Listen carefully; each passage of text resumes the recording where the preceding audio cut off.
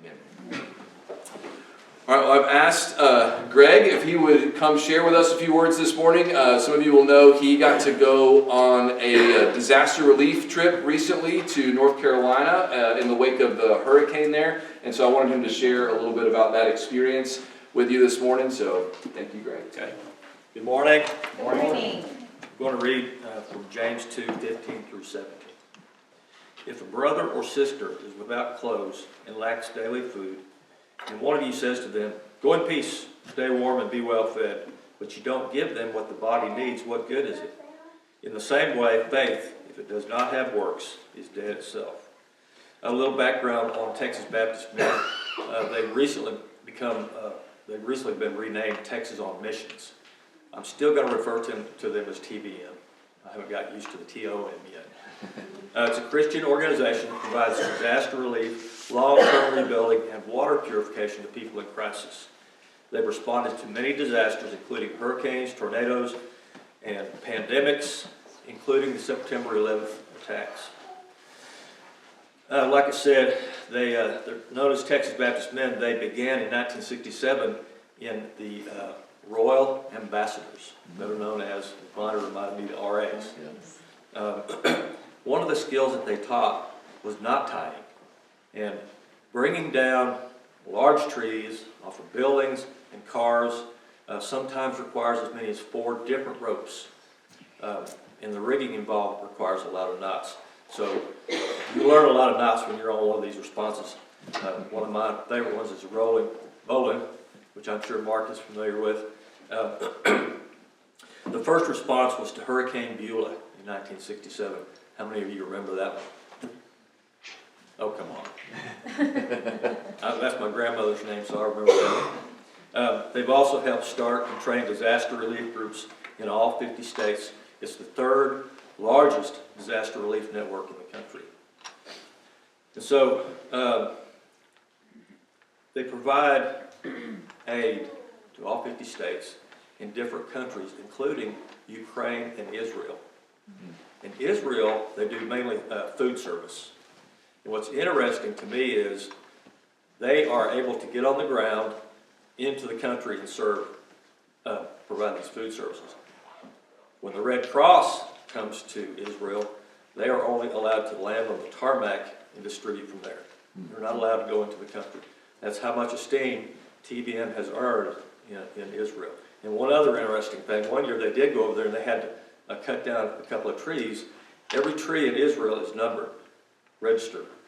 And so to cut down a tree in Israel is a big deal.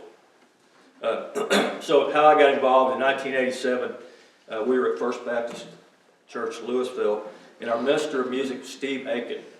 And he got our family involved in a lot of mission trips, primarily to Mexico and Eastern Europe. And so we've all moved our separate ways now, but we've continued to be involved with him because he'll call us and say, "Hey, we're going here, we're going there," and we'll say, if we can, we go, including our kids. He's been at First Baptist in Athens for 20 years. And at that time, he began their missions ministry, and they are now a huge missions-oriented church. I mean, they go all over the world. They're nonstop. And Stephen heads up a lot of them. He's retired now, but he still goes out. And TBM is one of his main things. So, I don't know, 5 years ago, or something like that, he called and said, "Hey, you want to go?" Well, I said, "Heck yeah, I'd like to go if I can." Well, my first response was to Hurricane Ida in Louisiana. And then I've been to hurricane response in Dallas and Tyler, which wasn't necessarily a hurricane, a lot of winds. And then my latest one, North Carolina, which I'll talk to you about in a minute.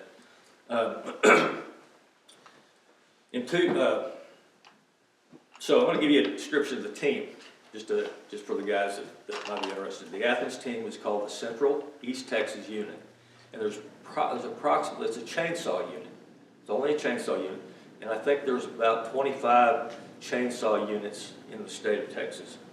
So the reason there's 40 guys on our list, approximately 40 guys on our call-out list right now. The reason we have such a large number is because you need a team of about 8 to 9 guys on each response. You know, everybody can't always go, so he'll generally get that many guys to go. So move on here. Excuse me. The basic equipment that we carry is we've got a skid steer and a tractor with grapplers. We carry the big logs. We've got a 40-foot reach lift with the 2-man basket. And we've got a trailer stocked with about 8 chainsaws, climbing and rigging equipment, safety gear, and a stock tool bench, generator, etc. We have one guy on the team that's dedicated to keeping all of this equipment running. He keeps the gas and oil stocked up. He keeps the saws sharpened, and the saws get dull. You know, as you go through, we have saws from, I think, 16-inch all the way up to the, seems like they're about 3 feet long. We've got a lot of saws. You have to go through a qualification or education process to be able to operate the saws. Otherwise, you're just probably going to be rigging and dragging trees and whatnot. But the qualification is basically something you go through on site. They also have training programs around the state, but you can go through the on-site training. And really all it means is how to cut a tree safely. We provide all the safety gear so that you don't hurt yourself, which you still can hurt yourself if you're not careful. So a typical response, I need my water, excuse me, my mouth is dry now. What happens is, when you see, when the TBM, they've got a bunch of guys that are watching all the time, and when they see a storm developing, they will send out, just maybe out in the middle of the ocean.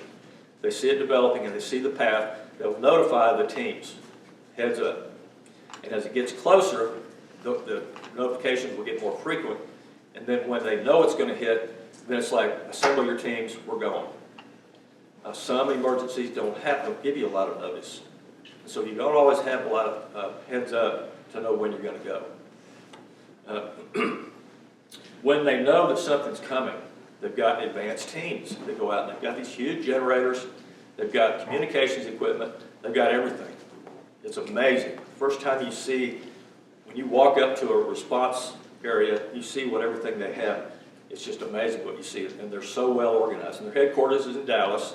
When I worked in Dallas, it's where we stayed, and it's an amazing organization. So the typical response, the typical disaster response for our teams is 6 to 7 days, allowing a day or 2 for travel, and then we try to shoot for 5 days of work. This is North Carolina, we did 6 days. Lodging is typically provided by a local church. You sleep in a room with 5 to 6, 7 other guys. You provide your own bedding and, of course, clothing. You bring the clothing that is appropriate for that location. And when you're at that church, you will have a laundry trailer, you'll have a shower trailer, and you will have a food team in the church. Everything's provided. And like I said, it's really amazing. And when you do this work, you want to get there early to get a shower. I'll say that for sure because they run out of hot water. And I normally go to bed at, I don't know, we stay up late. 11 o'clock is not unusual. Out there, I was going to bed at 9 o'clock because you're just exhausted. They provide 3 meals a day. Breakfast and dinner is on site, and then you take your lunch out in the field. When we were in North Carolina, the church we stayed at was a pretty big church. I think there were 5 teams in that church at that time, and we probably had 40 guys all at once, not counting the food staff and the laundry staff. So, down to the bottom line, North Carolina. We took off, I think, on Sunday, before church. We took off. Took us. We spent the night halfway because we're all old, and we got there Monday around noon. And we went to work immediately. The first place we went to was, of course, they're always kind of out there. It's way out in the country. It was up a mountain. Everything. When you're working in North Carolina, you're going to be climbing hills all the time. We went up a hill. We got to the road, and we knew there was 3 houses at the end of the road. Well, we got up the road. There was probably 50 trees that had gone across that road, fallen down across that road. Some of the local people had already gone through and cut a lot of those trees out so that we could get through. We went up the hill. There was 2 nice houses up on the top that had not been affected, but the one we went to had a big tree on the house, big tree on the barn, and 1 other outbuilding. And we took all 3 of those down. It took us a day and a half. We saw areas of the mudslides. We saw areas where bridges were washed out. We saw areas where roads were washed away. Fortunately, we didn't come across any roads that were cut across all the way. We were able to, they had traffic directors out there, so we were able to pass through. It's hard work, and sometimes you have to use the heavy equipment and the reach lift, so if you're afraid of heights, you don't want to get up there. I'm not allowed to go on the roof anymore, but for obvious reasons. I love going on the roof, and I love going up high. That's my favorite part, but I can go up in the reach lift, but I can't go on the roof.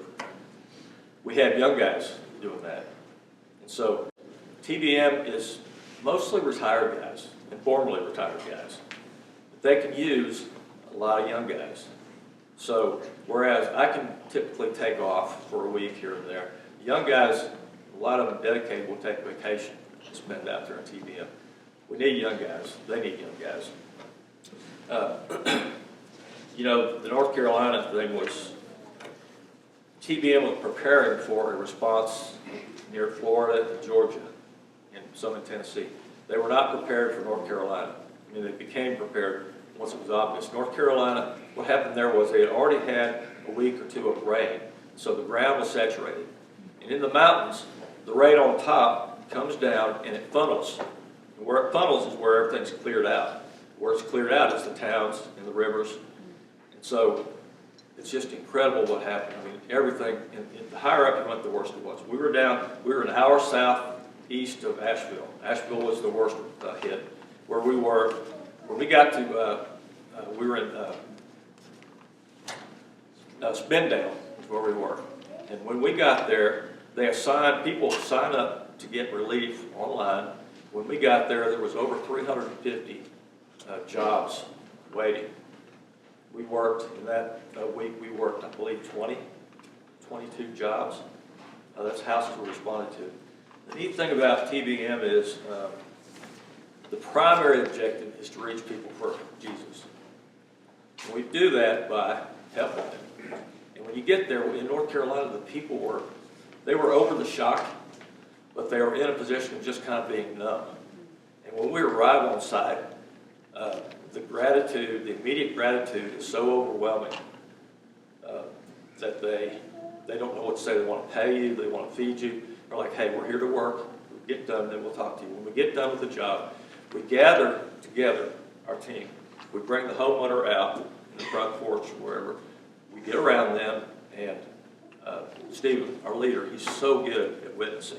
He's the absolute perfect model, for me anyway. And he'll start talking to them.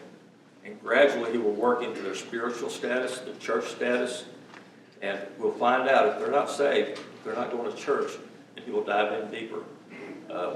We present them with a Bible. Everybody gets a Bible that we have all signed. Two in particular that I want to mention. We had one young man that was home. His mom was gone, but he was home, and we sat him down on the front porch. And by the looks of him, you would think he's not a churchgoer. You can't tell his spiritual status, but he looked like a typical 22, 25-year-old kid, just out in the hoodie running around. And as we sat down, Stephen began talking to him. And the deeper he got into the message of why we were there, the look on his face was worth a 5-day drive. I mean, he was kind of, at first he was like, you know, but when he got into the message, he got so focused on Stephen. And you just watch him, you can almost see the transformation taking place. And he accepted Jesus into his heart. We never would have expected that. It's almost chilling for me just to think about it right now. The second one, the second one we did was a young lady, probably, you know, the young people here is probably your age. She had just bought her first house. It was an old house, but she had just bought it and she was proud of it. We got her out there in her yard when we were done, and she did not own a Bible. And where we were, you can't believe the number of churches in that town. It's even more so than here. 2 churches on every other street, and she did not own a Bible. So we presented her Bible, and she was tearing up, and so was I. She accepted Christ right there in that driveway. When you walk away from that, you're just energized. You really are. You want to get to the next job, just so you can do that. That's the part we look forward to. It's like the icing on the cake. You know, the work is fun. It's always an adventure. You know what you're going to run into. But that part right there is amazing. You can't always expect, one person told me that a lot of times you are 12 out of 20. And what that means is, it's possible that 11 people have gone before you and mentioned the word, or spoken the word, or been a good example of the word. And you're the 12th. And you maybe a little bit more absorbs, but it may be the 20th person that brings it to the Lord. So that's our belief, and that's the way we work, and that's the purpose. And so all of you guys and gals, I think one of the reasons that they renamed it Texas Baptist Men is there's probably as many women out there doing the various jobs, and there's women on site with us. We don't have any women on our team, but I saw a lot of women out there. So now it's called Texas on Missions. Texans on Mission. And if you want to look it up, it's an amazing organization. And I would love to invite you, when we have another one, get another notification, I will let Matt make you guys aware. And if anybody feels like they've got time to go, we would love to have you. It's a fun trip. Bunch of great guys.